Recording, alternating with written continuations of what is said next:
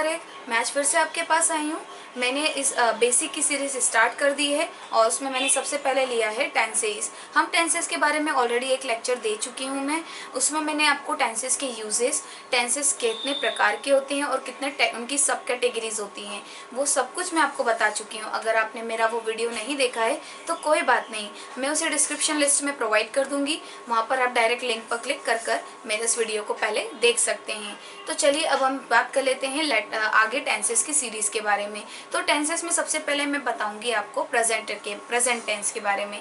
Present, past, future, हम तीनों को एलिबरेटली ग्रेजुअली हम डिस्कस करेंगे। तो सबसे पहले हम प्रेजेंट टेंस में बात कर लेते हैं। मैंने आपको बताया था प्रेजेंट सारे टेंसेस की अपनी 4 कैटेगरीज है। वो कौन कौन सी है? In present indefinite, present continuous, present perfect और प्रेजेंट परफेक्ट कॉन्टिन्यूस। तो इन चारों कैटेगरी को हम डिटेल में और इनके स्ट्रक्चर्स पे हम काफ़ी प्रैक्टिस करने वाले हैं। तो सबसे पहले हमारा जो स्ट्रक्चर्स होगा वो हमारा प्रेजेंट इंडेफिनाइट के ऊपर बेस होगा, उस पर डिपेंड होगा। चलिए तो हम उस पर बारे में डिटेल में बात कर लेते हैं। तो हमारा सबसे पहला है प्रेजेंट इंडेफिनाइट। मैंने इसके यूजेस के बारे में भी आपको बता दिया है। अभी हम यहाँ पर स्ट्रक्चर ही डिस्कस करेंगे। तो सबसे पहले हम जान लेते हैं कि प्रेजेंट इंडेफिनाइट की पहचान क्या होती है। प्रेजेंट इंडेफिनाइट की पहचान होती है ताहे, तीहे, तेहे। मैंने यहाँ पर लिखा हुआ है ताहे, तीहे और तेहे। ये हमारी प्रेजेंट इंडेफिनाइट की पहचान है। लेकिन गाइज मैं एक और बात आपको बता चुकी थी कि प्रेजेंट इंडेफिनाइट बोलो या फिर प्रेजेंट कॉन्टिन्यूस बोलो या प्रेजेंट परफेक्ट कॉन्टिन्यूस या पास्ट फ्यूचर, जो भी बोले, कैटेगरीज की भी अपनी सब कैटेगरीज है। मैंने वो बताया था कि जैसे प्रेजेंट इंडेफिनाइट को अगर हम रीड आउट करेंगे तो हम उसमें पढ़ेंगे affirmative, negative, interrogative, intro plus negative और WH क्वेश्चन और WH क्वेश्चन प्लस नेगेटिव। मैंने आपको ये भी कहा था कि कुछ लोग WH क्वेश्चन को इंट्रोगेटिव में ही इंक्लूड कर देते हैं। वो भी रॉन्ग नहीं होता है, क्योंकि क्वेश्चन मार्क्स के सारे जो जितने भी क्वेश्चन मार्क्स से रिलेटेड क्वेश्चंस होते हैं वो सारे हमारे इंट्रोगेटिव में इंक्लूड होते हैं।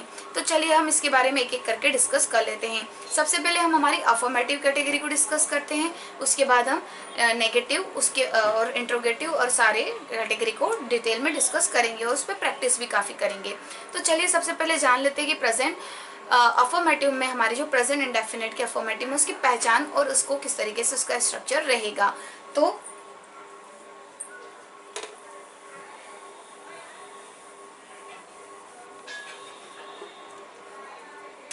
प्रेजेंट इंडेफिनाइट में हमारा सबसे पहला है अफर्मेटिव। अफर्मेटिव में एस या ES का यूज होता है। एस और ES का यूज होता है, वो भी किस तरीके से।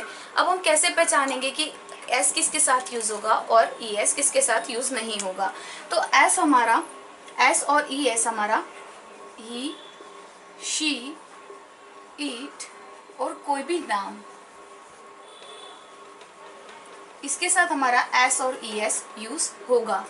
आई, वी, यू, दे, ये हमारे इनके साथ एस और ES यूज नहीं होगा, इनके साथ होगा।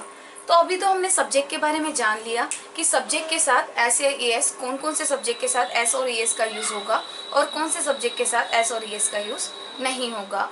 तो चलिए अब हम डिस्कस कर लेते हैं कि एस और ES किस तरीके से यूज होने वाले हैं। सबसे पहले जान लीजिए कि ES किसके पीछे, क्योंकि एस बहुत इजी होता है। एस को अगर हम जानेंगे तो जो भी ES के पीछे लगने वाले हैं उससे रेस्ट जितने भी बचते हैं वो सारे हमारे एस के साथ यूज होते हैं। ऐसे अब हम सबसे पहले ES को जान लेते हैं कि ES में हमारा किस तरीके से कहाँ यूज होने वाला है। तो ध्यान से जानिएगा कि जिस वर्ड के पीछे जो आखिरी लेटर O हो, X हो, CH हो, S हो, SH हो, GH हो या Z हो, इन सब के पीछे हमारा ES लगने वाला है। ठीक है, आप ये अच्छे से याद कर लीजिएगा। मैं फिर से रिपीट कर देती हूँ। O, X, CH, S, GH, S और Z, इन सब के पीछे हमारा ES यूज होने वाला है। और ये लेटर है, इन वर्ड के जो आखिरी लेटर है उसके पीछे जो यूज होगा वो ये मैं बता रही हूँ कि अगर हमारे वर्ड के आखिरी letter O, X, C H, S, S H, G H या जेड आता है तो उसके पीछे हम ई एस लगाएंगे, और इनके अलावा जितने भी वर्ड होंगे उन सब के पीछे हम एस यूज करेंगे। और आई ई एस की भी बात कर लेते हैं क्योंकि यहाँ पर हमारा आई ई एस भी यूज होता है। तो आई ई एस का कंसेप्ट है कि आई ई एस जो है वो वाई के साथ लगता है, वाई के साथ आई ई एस का यूज होता है, लेकिन उसमें भी कुछ अपने रूल्स हैं, उसके बारे में हम अच्छे से डिस्कस कर लेते हैं। वाई में भी जो हमारा एक्सेप्शन होता है कि अगर वोवेल अगर हमारा आ जाता है वाई के पहले, अगर जैसे मैंने लिखा PLAY, तो इसके पीछे IES तो नहीं लगेगा, ये तो गलत है, ठीक है। तो इसके पीछे क्या लगेगा, इसके पीछे लगेगा S, मतलब Y के पहले हमारा क्या आया, वोवेल। क्या आया हमारा, वोवेल। अगर हमारा Y के पहले कोई भी वोवेल आ जाता है तो उसके साथ हमारा यूज क्या होगा, S। अदरवाइज हमारा Y के पहले अगर कोई भी लेटर कॉन्सोनेंट आता है तो हमारा उसके साथ यूज होगा IES। तो याद रखिएगा इस बात को। चलिए अब मैं आपको प्रेजेंट इंडेफिनिट का कंप्लीट स्ट्रक्चर दे देती हूँ, जिससे आपको प्रैक्टिस करने में और सेंटेंस स्ट्रक्चर करने में कोई भी प्रॉब्लम ना हो। तो चलिए अब हम हमारे इस सब्जेक्ट की मतलब हमारे अफर्मेटिव की प्रेजेंट इंडेफिनिट के अफर्मेटिव के स्ट्रक्चर के बारे में देख लेते हैं। तो हमारे स्ट्रक्चर क्या होगा, सब्जेक्ट। सबसे पहले हमारा किसी भी सेंटेंस में सबसे पहले हमारा सब्जेक्ट होता है, और सब्जेक्ट क्या है, ही, शी, इट, एनी नेम या आई, वी, यू, दे। और मैंने आपको सब्जेक्ट और ऑब्जेक्ट के बारे में भी वीडियो बना दिया है, मैंने आपको पहले ही बता दिया है, मेरे उस वीडियो में आप जाकर देख सकते हैं कि सब्जेक्ट क्या होता है। सब्जेक्ट गाइस सिंपल सा फंडा है कि जिसके बारे में हम बात कर रहे हैं उस सेंटेंस में वो हमारा सब्जेक्ट होगा। तो आप अगर मेरे इस वीडियो को डिटेल में देखना चाहे तो मैं इसकी भी लिंक आपको प्रोवाइड कर दूंगी, तो आप वहाँ पर जाकर सब्जेक्ट और ऑब्जेक्ट की भी लिंक पर क्लिक कर इस वीडियो को भी देख सकते हैं। तो चलिए अब हम इसके स्ट्रक्चर की आगे बात कर लेते हैं। सब्जेक्ट प्लस एस और ईएस किसी भी वर्ब में, मेन वर्ब में, कौन से वर्ब में, किसी भी मेन वर्ब में, प्लस ऑब्जेक्ट प्लस प्रीडिकेट। जैसे कि मैंने कहा मैं खाना खाती हूँ, तो आया आई ईट फूड। गाइस सेंटेंस को बनाने का सबसे सिंपल फंडा, हमारा कोई भी अगर आप सेंटेंस बनाने में काफ़ी टफ पड़ता है कि सब्जेक्ट कौन सा है ऑब्जेक्ट कौन सा है, उसकी आइडेंटिफिकेशन आपको नहीं हो पाती है और उसको अरेंज करना नहीं आ रहा है, तो एक छोटी सी ट्रिक आपके लिए। तो चलिए देख लेते हैं कि सेंटेंस को इजी वे में किस तरीके से बनाएंगे। तो गाइस आप सेंटेंस को देखिए, मैंने क्या किया है, ये मैंने एरो जो लगाए आप इन एरो पे फोकस करिए। चलिए ये क्या है, हम किसी भी सेंटेंस का सब्जेक्ट को सबसे पहले लिखेंगे, तो मैंने यहाँ पर आई को एज इट इज लिख दिया, ठीक है। मैं ये सेंटेंस स्ट्रक्चर को बनाना सिखा रही हूँ, किसी भी सेंटेंस को क्रिएट करना, तो आप इस पे फोकस करिएगा। उसके बाद हम पीछे से चलेंगे, किसी भी सेंटेंस में पीछे से अगर आप सेंटेंस बनाते हैं तो आपको एक एक चीज़ें समझ में आती है। जैसे यहाँ पर क्या था, इसके बाद क्या आएगा, सब्जेक्ट के बाद हमारा मेन वर्ब। अब हमारा मेन वर्ब क्या है, एक्शन क्या है हमारी, ये क्या है एक्शन, मेन वर्ब। तो हमारा एक्शन क्या है, खाती हूँ, खाती मतलब हमारा ईट। उसके बाद क्या खाती हूँ, ये हमारा क्या है ऑब्जेक्ट, क्या है ये हमारा ऑब्जेक्ट। तो ये हमारा हो गया फूड, आई ईट फूड। बहुत सिंपल है, मैंने कहा राम घर लेट जाता है, राम हमारा सब्जेक्ट हो गया, जाना गोस।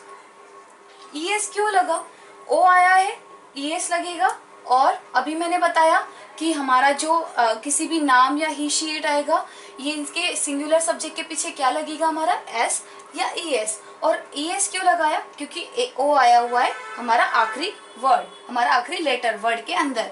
तो Ram goes at home, at Ram goes late at home. Ram रात को, राम घर लेट जाता है।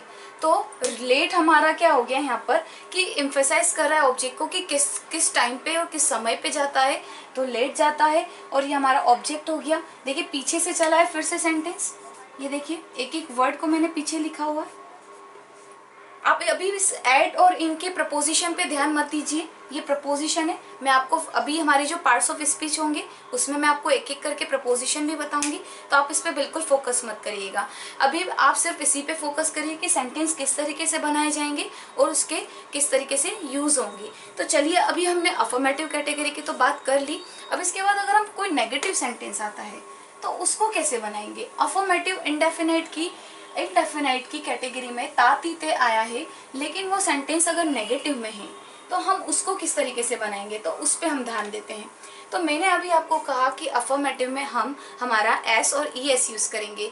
तो अभी मैं बता देती हूँ कि अगर नेगेटिव बनाएंगे तो हम एस और ई एस का यूज़ यहाँ पर नहीं करेंगे। यस गाइस, यहाँ पर एस और ई एस का यूज़ नहीं होगा, यहाँ पर यूज़ होगा डू नॉट और डज नॉट। फिर से वही बात, सिंगुलर के लिए does not, he she it any name, और इसके साथ आई वी यू दे। तो देखिए स्ट्रक्चर सेम रहेगा, वही फंडा फिर से, subject plus do not does not plus main verb plus, अब हमारी जो मेन वर्ब की है वो मेन वर्ब का हमारा कौन सा फॉर्म आएगा, वर्ब का फर्स्ट फॉर्म। तो मैं यहाँ पर स्ट्रक्चर लिख ही देती हूँ, सब्जेक्ट प्लस सब्जेक्ट हमारे क्या होंगे, ये सारे हमारे सब्जेक्ट हैं, plus do not does not. फिर क्या आएगा, मेन वर्ब की कौन सी फॉर्म, फर्स्ट फॉर्म। उसके बाद क्या आएगा, ऑब्जेक्ट के बाद वही प्रेडिकेट। गाइस प्रेडिकेट क्या होता है, प्रेडिकेट होता है हमारा रेस्ट ऑफ द सेंटेंस। ये भी मैं आपको बता चुकी हूँ। सब्जेक्ट ऑब्जेक्ट की जो सीरीज है गाइस, आप उसको एक बार देख लीजिएगा ताकि आपको सब्जेक्ट ऑब्जेक्ट और प्रेडिकेट ये सारे वर्ड से आप रिलेट हो सके। तो रेस्ट ऑफ द सेंटेंस मतलब जो इस स्ट्रक्चर के अलावा हमारा सेंटेंस का पार्ट है, बट स्ट्रक्चर के अलावा जो भी बच रहा है वो हमारा रेप प्रेडिकेट के अंदर इंक्लूड होगा और वो सबसे लास्ट में लिखा जाएगा, रेस्ट ऑफ द सेंटेंस। ये सेंटेंस लिखा हुआ है। चलिए तो मैं कुछ एग्जांपल के साथ हम प्रैक्टिस कर लेते हैं। जैसे कि मैंने कहा, मैं घर नहीं जाती हूँ, I don't go at home. मैंने कहा राम खाना नहीं खाता है, राम डजंट ईट फूड। याद रखिएगा राम कोई नाम है इसलिए मैंने यूज किया है डज नॉट। और आई मैंने क्यों यूज कराया था, पहले आई के साथ मैंने डू नॉट क्यों यूज किया था, यहाँ पर मैं आपको समझा चुकी हूँ। तो आप इस तरीके से ध्यान रखिएगा। कुछ और प्रैक्टिस भी कर लेते हैं। मैं पत्र नहीं लिखती हूँ, I don't write a letter. मैं स्कूल नहीं जाती हूँ, I don't go to school. मैंने कहा सीता नाचती नहीं है, सीता डजंट डांस। क्या नहीं करती है, ये हमारी जो मेन वर्ब होती है वो हमारी एक्शन होती है। तो इस तरीके से आप और भी बहुत सारी प्रैक्टिस कर सकते हैं और मैं प्रैक्टिस का और डाउट सेशन का एक अलग ही वीडियो बनाऊंगी। टेंसेस खत्म होते होते सारे में वीडियो आपको इंक्लूड कर दूंगी। तो चलिए अब हमने नेगेटिव कैटेगरी को डिस्कस कर लिया है, उसके कुछ एग्जाम्पल को भी डिस्कस कर लिया है। अब हम बात कर लेते हैं इंट्रोगेटिव कैटेगरी की। इंट्रोगेटिव कैटेगरी क्या होती है, इंट्रोगेटिव कैटेगरी में भी यूज होगा हमारा डज नॉट और डू नॉट। अब हमारी ये डू नॉट डज नॉट क्या है, ये हमारी हेल्पिंग वर्ब है। क्या है, helping verb, HV helping verb. और बाकी जो हमारी मेन वर्ब है आप वो जानते ही हैं, मैंने बता दिया है, इसके भी बारे में मैंने वीडियो बना दिया था वर्ब पे। ऑक्सिलरी वर्ब मैंने बताई थी आपको, डू, डिड, डन वगैरह सारे मैं बता चुकी हूँ, तो आप एक बार उसको भी देख लीजिएगा। तो चलिए मैं अभी यहाँ पर डिस्कस कर लेते हैं इंट्रोगेटिव की, प्रेजेंट इंडेफिनाइट का इंट्रोगेटिव सेंटेंस। इंट्रोगेटिव मतलब क्या होता है, सबसे पहले ये जान लेते हैं। इंट्रोगेटिव मतलब होता है कि हमारा किसी भी चीज़ को क्वेश्चन करना, लेकिन क्वेश्चन किस तरीके से करना। तो यहाँ पर अगर मैं छोटा सा फंडा यूज़ करूँ तो सीधे सीधे अगर बोलूँ किसी भी हेल्पिंग वर्ब के साथ क्वेश्चन करना, लेकिन उसकी पहचान अगर क्या होगी तो वो हम जान लेते हैं। पहचान लास्ट में ताहे तीहे तो होगा, लेकिन कैसे पता चलेगा कि ये क्वेश्चन WH का है और कैसे पता चलेगा कि ये क्वेश्चन आई इंट्रोगेटिव का है। हेल्पिंग वर्ब से इस क्वेश्चन को बनाएंगे या फिर WH के साथ बनाएंगे। तो उसके लिए छोटी सी एक और ट्रिक, जो हमारा मैंने कहा, एक एग्जाम्पल ले लेते हैं। क्या तुम वहां जाते हो। देखिए ये हमारा जो सेंटेंस है उसके पहले, सबसे पहले हमारा क्या यूज होगा इंट्रोगेटिव में। जब भी आपको हेल्पिंग वर्ब के साथ क्वेश्चन राइज करना है तो सबसे पहले हमें पहचान होनी चाहिए कि हमारा जो हेल्पिंग वर्ब कहाँ लगेगा। तो अगर क्वेश्चन हमारा क्या से शुरू हुआ है, क्या से शुरू हुआ है, फोकस करिएगा, क्या से शुरू हुआ है तो वो हमारा हेल्पिंग वर्ब से बनने वाला क्वेश्चन है। और अगर ये क्या, क्यों, कब, कैसे, कहाँ, ये सारे क्वेश्चन अगर हमारे सेंटेंस के बीच में आ जाते हैं, जैसे कि मैंने कहा तुम वहाँ क्यों जाते हो, राइट। अब क्या ये क्वेश्चन बीच में पहले आया है? नहीं, ये क्वेश्चन आया है बीच में। तो अगर बीच में कोई भी क्वेश्चन राइज हो रहा है तो वो हमारा क्या होगा, WH से स्टार्ट होगा। ये छोटी सी ट्रिक है, छोटी छोटी ट्रिक दे रही हूँ यहाँ पे भी। जैसे मैंने आपको कहा है कि सारे सेंटेंस पीछे से बनेंगे, सब्जेक्ट बस एज इट इज रहेगा। अब क्या तुम, फिर से वही फंडा अभी बता चुकी हूँ मैं, I, we, you, दे के साथ क्या यूज होने वाला है, डू नॉट। और he, she, it, any name के साथ क्या यूज होने वाला है, डज नॉट। ठीक है, तो यहाँ पर क्या आया, डू। क्या अभी हम कौन सी कैटेगरी डिफाइन कर रहे हैं गाइस, सॉरी नॉट नहीं आएगा, अभी हम इंट्रोगेटिव डिफाइन कर रहे हैं। इंट्रो प्लस नेगेटिव में do not does not use होगा। इंट्रो प्लस नेगेटिव, वहां पर do not does not use होगा। ये इंट्रोगेटिव है इसलिए डू और डज से हमारा क्वेश्चन राइज होगा। डू यू सब्जेक्ट, ठीक है। सब्जेक्ट यहाँ पर क्या है गाइस, ये तो क्वेश्चन है, लेकिन हमारा सब्जेक्ट अब भी क्या है, यही है तुम, क्योंकि बात किसके बारे में हो रही है, तुम्हारे बारे में। जिसके बारे में बात होती है वो क्या होता है, वो हमारा होता है सब्जेक्ट। फिर से जाना, पीछे से लिया मैंने, जाना, डू यू गो वहां, देयर, ये question mark, do you go there, सारे क्वेश्चन पीछे से बने, सब्जेक्ट एज इट इज और helping verb as it is. तो चलिए कुछ और एग्जाम्पल की भी प्रैक्टिस कर लेते हैं। जैसे कि मैंने कहा क्या तुम नाश्ता करते हो, डू यू टेक ब्रेकफास्ट। नाश्ता करना, नाश्ता लेना, इसलिए मैंने यूज़ किया है टेक वर्ब। ओके, तो टेक भी हमारी मेन वर्ब होती है। तो इस तरीके से सारे और भी क्वेश्चन से, जैसे कि मैंने कहा क्या तुम पोइट्री लिखते हो, डू यू राइट पोइट्री। क्या तुम नहाते हो, डू यू टेक बाथ। जो भी हम बोलते हैं, जो भी क्वेश्चन करते हैं, अगर वो क्या से शुरू हो रहा है तो वो हमारे सारे क्वेश्चन कैसे होंगे, हमारे हेल्पिंग वर्ब से स्टार्ट होंगे। ये हमारा था इंट्रो प्लस इंट्रोगेटिव था, सिंपल था। इंट्रोगेटिव में भी क्वेश्चन करना, ये नेगेटिव नहीं था। सेम अगर हम इंट्रो नेगेटिव की बात करें तो इंट्रो नेगेटिव में क्या होगा, जो हम यहाँ पर डू और डज यूज़ कर रहे हैं उसके साथ साथ यूज़ क्या हो जाएगा, डू नॉट और डज नॉट। सिंपल, क्या तुम स्कूल नहीं जाते हो, जैसे कि मैंने कहा क्या तुम स्कूल नहीं जाते हो। क्या तो हमारा आगे आएगा, लेकिन जो हमारा नेगेटिव होगा वो बीच में आएगा। इससे कंफ्यूज नहीं होना है कि बीच में आ गया है तो क्या हम इसको WH में बना लेंगे, नहीं, हमें हमारे क्वेश्चन की तरफ देखना है। क्वेश्चन हमारा सबसे पहला है क्या, उससे हमारा ध्यान रखना है कि ये हेल्पिंग वर्ब से ही बनेगा। और हमारी पहचान प्रेजेंट इंडेफिनाइट की ताहे तीहे तेहे, इसलिए हमारा ये किस में बनेगा, प्रेजेंट इंडेफिनाइट में। ठीक है, तो चलिए अब हम इसकी थोड़ी सी और प्रैक्टिस कर लेते हैं। जैसे मैंने कहा क्या तुम नाश्ता नहीं करते हो, डोंट यू टेक ब्रेकफास्ट। क्या तुम स्मोक नहीं करते हो, डोंट यू स्मोक। क्या तुम दारू नहीं पीते हो, don't you drink wine.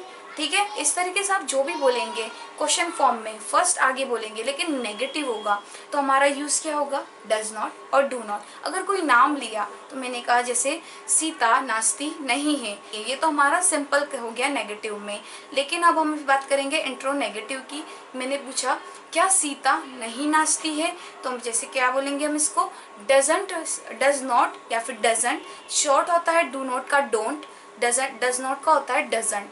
Doesn't Sita dance. इस तरह के क्वेश्चन हमारे में जो भी नाम आएगा या ही शी इट आएगा तो उसके साथ हम यूज करेंगे डज नॉट। तो चलिए अब हम आगे की कैटेगरी डिस्कस कर लेते हैं। अभी हमने अफर्मेटिव में बात किया था एस और ई एस के साथ, उसके बाद हमने अफर्मेटिव में नेगेटिव बात किया था डू नॉट और डज नॉट के साथ। शायद हम उस कैटेगरी को भूल गए हैं, तो चलिए अब हम उस कैटेगरी को भी डिस्कस कर लेते हैं।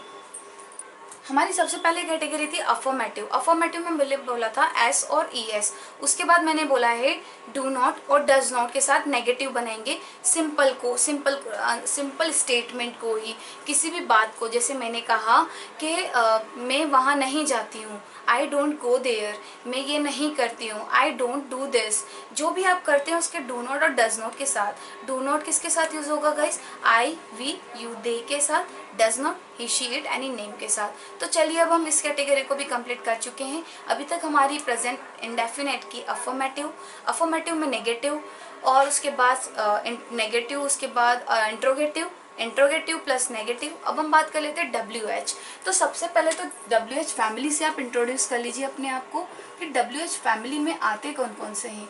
गाइज मैं डब्ल्यू एच फैमिली पे पूरा एक अलग वीडियो बना दूंगी आपको, क्योंकि अभी मैं जो बताऊंगी वो सिर्फ हमारे टेंसेस में यूज़ होंगी। वो सारे डब्ल्यू एच फैमिली एक साथ आपको चार्ट प्रोवाइड कर दूंगी या फिर इसी में ही मैं आपको चार्ट प्रोवाइड कर दूंगी। तो चलिए अभी हम डिस्कस कर लेते हैं कि कौन सी सिर्फ डब्ल्यू एच क्वेश्चन के साथ यूज़ करने वाले हमारे वर्ब है। तो वो हम उसके बारे में देखें तो कौन कौन सी होगी, व्हाट, व्हाई, व्हेन, वेयर, फिर what, when, where, whom, whose, for how long। Yes guys आप अभी थोड़ा सा एक मिनट में आपको बता देती हूँ लिखने के बाद। for what, for whom,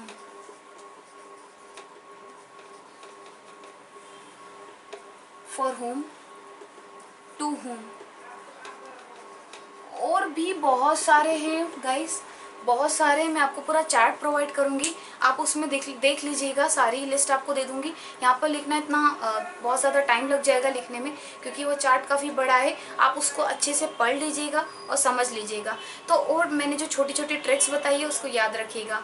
जैसे कि ये देखिए, आप इसमें कन्फ्यूज़ हो रहे होंगे कि डब्ल्यू एच मतलब तो जो भी डब्ल्यू एच वर्ड के स्टार्टिंग में 2 लेटर जो हमारे डब्ल्यू एच से शुरू हो रहे हैं वो सारे ही आएंगे। नहीं, हमारी जो डब्ल्यू एच फैमिली है वो सारे जो क्वेश्चन राइज कर रही है, जितने भी हमारे जो क्वेश्चन बीच में आते हैं सेंटेंस के, वो सारे फैमिली हमारे किस में बिलोंग करती है, डब्ल्यू एच फैमिली में। मैं उसका चार्ट प्रोवाइड कर दूंगी, आप एक बार देख लीजिएगा। तो चलिए अभी इसके क्वेश्चन और इसकी प्रैक्टिस और इसके हमारे स्ट्रक्चर के बारे में डिस्कस कर लेते हैं। फिर से वही होगा गाइस, सबसे पहले आएगा हमारा डब्ल्यू एच क्वेश्चन, उसके बाद हम आएगी हेल्पिंग वर्ब। अब आपको मैं हेल्पिंग वर्ब ही बोलूँ तो आप समझ जाइएगा कि यहाँ पर डू और डस की बात कर रहे हैं। गाइस अभी हम डब्ल्यू एच में भी सिंपल बना रहे हैं, नेगेटिव नहीं बना रहे, इसलिए हम डू और डस के साथ इसको बनाएंगे। इसमें डब्ल्यू एच के बाद डू और डस हमारी हेल्पिंग वर्ब प्रेजेंट इंडेफिनाइट की। उसके बाद हमारा क्या होगा, मेन वर्ब, मेन वर्ब के बाद ऑब्जेक्ट, ऑब्जेक्ट के बाद हमारा प्रेडिकेट। और क्वेश्चन मार्क लगाना मत भूलिएगा, ठीक है। तो आप इससे जैसे कि मैंने कहा कि कोई भी बनाएगा, हमारा जो सब्जेक्ट होगा, सॉरी यहाँ पर सब्जेक्ट आएगा मेन वर्ब के बाद, इसके बाद सॉरी एक्सट्रीमली सॉरी, सब्जेक्ट उसके बाद मेन वर्ब आएगी। ओके, तो चलिए बात कर लेते, कुछ प्रैक्टिस के साथ आपको समझ में आएगा। जैसे कि मैंने कहा मोहन ये काम क्यों नहीं करता है, why don't Mohan do this work, Mohan ये काम क्यों नहीं कर, why doesn't Mohan do this work, sorry do not use नहीं होगा, गलत था। मोहन आया है, नाम है, किसी का नाम यूज होगा तो क्या यूज होगा हमारा, do, does not, does use होगा। और हमारा अगर डू होगा तो वो किसके साथ, आई वी यू दे के साथ यूज होगा। तो चलिए अब हम थोड़ी सी प्रैक्टिस कर लेते हैं इसी की WH क्वेश्चंस की, ताकि आपको समझ में आ जाए। जैसे कि मैंने कहा, तुम इतना क्यों सोचते हो, why do you think so much, why do you think much, तुम इतना क्यों सोचते हो, मतलब इतना ज़्यादा। देखिए क्यों फिर से बीच में आया है, और स्टार्टिंग मैंने क्या बोला है, वाई, वाई हमारा क्या होता है, क्यों। उसके बाद मैंने क्या यूज़ किया है, डू, क्योंकि हमने यहाँ पर क्या कहा था, हम हेल्पिंग वर्ब के साथ क्वेश्चन बनाएंगे, ठीक है। तो why do you think much, मैंने कहा वो इतना काम क्यों करता है, why does he do this work, why does he do this much work, वो इतना इतना की हमारी इंग्लिश क्या होगी, दिस मच। तो गाइज टेंशन मत लीजिए, ये जो सिंपल कॉमन वर्ड्स आपको समझ में नहीं आ रहे हैं, उसकी भी मैं आपको लिस्ट प्रोवाइड कर दूंगी। उसके ऊपर हम एक अच्छा सा पूरा एक वीडियो बना देंगे, ताकि आपको बिल्कुल सिंपल हो जाए बनाने में और आपको ज़्यादा वोकेब मिल सके। तो चलिए अब हम बात कर लेते हैं WH क्वेश्चन की। तो हमारी हो चुकी है अब WH क्वेश्चन में नेगेटिव की। सेम स्ट्रक्चर रहेगा, चेंजेस क्या होगा, सिर्फ यहाँ पर नॉट आ जाएगा, यहाँ पर नॉट आ जाएगा। मैंने कहा तुम इतना क्यों नहीं सोचते हो, why don't you think much over this, जो भी काम है, ठीक है, ये जो भी सीरियस मैटर है, तुम इतना इस बारे में क्यों नहीं सोच रहे हो, या फिर क्यों नहीं सोचते हो, ठीक है। सोच रहे हो वाले सेंटेंस मैं आपको बाद में बताऊंगी, वो हमारा प्रेजेंट कॉन्टिन्यूस में आएगा। अभी हम इस पे बात कर लेते हैं। मैंने कहा मोहन वहाँ क्यों नहीं जाता है, why doesn't Mohan go there, ठीक है। इस तरीके से जितने भी आप क्वेश्चन बनाएंगे वो सारे हमारे WH नेगेटिव में बनेंगे। और क्या यूज़ करेंगे हम, हेल्पिंग वर्ब, डू नॉट और डज नॉट। और WH फैमिली के अभी मेरा वीडियो एंड होते ही मैं उसका एक चार्ट आपको प्रोवाइड कर दूंगी, आप इसी में वीडियो में रहेगा, आप उसको एक बार पढ़ लीजिएगा। एंड गाइस मेरे तरफ से एक पर्सनल रिक्वेस्ट है कि आप अपने नोट्स बनाते जाइए। अगर आप नोट्स बनाएंगे तो वो आपके लिए काफ़ी अच्छा रहेगा, हेल्पफुल रहेगा, और आपको बार बार परेशानी नहीं होगी। और अगर आप ऐसा भी नहीं करना चाहें तो बार बार मेरे वीडियो को प्ले करके पॉज करके स्क्रीनशॉट लेके भी आप देख सकते हैं। तो चलिए फिर से आपसे मुलाकात होगी अगले वीडियो में प्रेजेंट कॉन्टिन्यूअस के साथ। तब तक के लिए मैं अलविदा चाहती हूँ। चलिए तो thank you so much. And please अगर आपको मेरा वीडियो पसंद आ रहा है तो मेरे वीडियो को लाइक करना ना भूले, सब्सक्राइब करना ना भूले और शेयर करना ना भूले। और कोई भी डाउट आता है तो मुझे कमेंट करके कमेंट बॉक्स में बता दीजिए, तो मैं आपके क्वेरी को सॉल्व कर सकूँ। Thank you so much.